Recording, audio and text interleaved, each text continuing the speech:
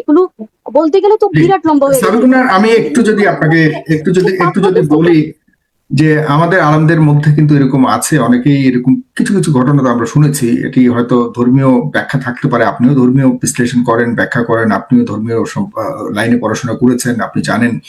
আমি ব্যক্তিগতভাবে ওইগুলোতে বেশি প্রশ্ন যেতে চাই না। তবে একটা বিষয় তো আছে যে আমাদের মুসলমানদের 4টা বিয়ে পর্যন্ত জায়েজ।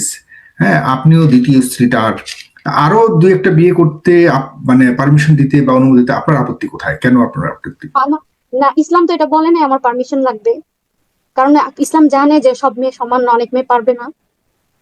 ইসলাম তো বলে নাই আমার পারমিশন লাগবে, সে করে ফেলুক, করে ফেলতো। আমাকে কেন প্রেশার, আমাকে কেন পেন দেয়? আর আমার আপনাকে প্রশ্ন, সে পেইনটা কি, বিয়ে আপনাকে করে পেইনটা কি এখন দিচ্ছে মানে এতদিনে কেন, এতদিনে কেন সে যে এই যে লাস্ট এত বছর ধরে এই মেয়ের সাথে কথা বলে পিক নেয়, ওই মেয়ের সাথে কথা বলে পিক নেয়, তাকে সে তার দুঃখ কষ্টের সাথী বানায়। আর আমার কাছে সে কিচ্ছু পায় না, আমি তাকে প্রচুর পেইন দিয়ে রাখছি, কষ্ট দিয়ে রাখছি, খাওয়া পায় না, কিচ্ছু পায় না, এগুলো বলে বলে মেয়েদের সাথে মেয়েদের তার সিম্প্যাথি নেয়। এগুলো কি? এগুলো তৃতীয় চতুর্থ বিয়ে? হুম, আমার এই প্রশ্নের উত্তর দেন আপনারা, সুলাসর উবা মানে যারা আছে। সে যদি এখন বিয়ে করে ইসলামী ধর্মীয় মোতাবেক যে 4 বিয়ে করা যায় সেই হিসেবে আপনার কোনো আপত্তি নেই? না, আমাকে আমাকে যেভাবে সে আমার কোনো আপত্তি নাই তো, এখানে তো আর আপত্তির প্রশ্নই আসে না, আমি তো এখন আর তার কেউ না। আমি না, হয়তো এখন তার, আমি আমি তখন হ্যাঁ, কেন, আমি তো তখন এখন কি আপত্তি ছিল কিনা, তখন কেন আপত্তি ছিল সেটাই বলছি, যে একজন একজন পুরুষ আপত্তি তো আমার 4টা তখনও বিয়ে ছিল না, করতে। আমি বলছি আমাকে বইলো না। আমি শুধু এতটুকু বলতাম, আমাকে বললো না, আমি শুনতে পারি না, আমি নিতে পারি না, কিন্তু সে আমাকে বসে বসে বলে এই মেয়ের সাথে এই কেন হয়েছে, নিতে সেই পারেন না মেয়ের কেন? সাথে এই আপনি তো হয়েছে। ধর্মীয় লাইনে পড়াশোনা করেছেন, এই না, সম্প্রদায় না, আপনি না, নিতে পারেন না এটা, কেন? আচ্ছা, এটার উত্তর বলি। কারণ আপনার এটা আপনি এমন যা কোনো আপনি তো ধারণা, দ্বিতীয় বিয়ে হয়েছেন, আরেকজন তো নিয়েছে আপনার আগের যে আপনার যে আমি বলতে, আগের বউ তো আমাকে নিয়েছেন বলতে দেন, আপনাকে। হুম। বলতে দেন। এটা এটা এমন কোনো বিধান না যে বিধান আমার মানতেই হবে, না মানলে আমি জাহান্নামে চলে যাবো, এটা ফরজ কোনো বিধান না। আমি নিতে হুম। পারি না। যেমন ধরেন, আমি আপনাদের একটা উদাহরণ দেই।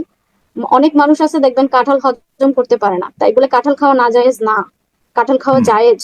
কিন্তু অনেক মানুষ আছে কাঁঠাল হজম করতে পারে না, এখন আপনি তাকে বলবেন যে তুমি কাঁঠাল না খাইলে মুনাফেক হয়ে যাবা, বা মুরতাদ হয়ে যাবা, কাফের হয়ে যাবা। এটা সে পারে না, ওকে একটা জায়েজ বিষয় সে খেতে পারে না, তার শরীরে অ্যাডজাস্ট হয় না, গলব্লাডার নেই, এরকম হইতে পারে ইত্যাদি। যেমন আমি কাঁঠাল পছন্দও করি কিন্তু আমি খেতে পারি না, আমি হজম করতে পারি না।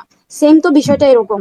এটা তো ফিতরতান হইতেই পারে, ভ্যারি করে এক একজন নারীর মধ্যে, এক একজন এক এক রকম হইতেই পারে।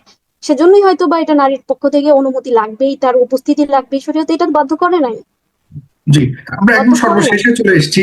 সাবিকুনার, এই যে আমরা শুনতে পাই যে মাঝে মধ্যেই এই ধরনের অনুমতিবিহীন বিয়ে শাদীর, গোপন বিয়ে শাদী করে। আর ধর্ম কি এভাবে এলাও করে? আপনি আপনি আপনার ধর্মচর্চা থেকে আপনি কতটুকু জানেন? এটা তাদের ইমান, ধর্ম বলছে উত্তম আছে না, একটা হইলো রুখসাত, একটা হইলো আজমত, একটা হইলো জায়েজ মাত্রায়।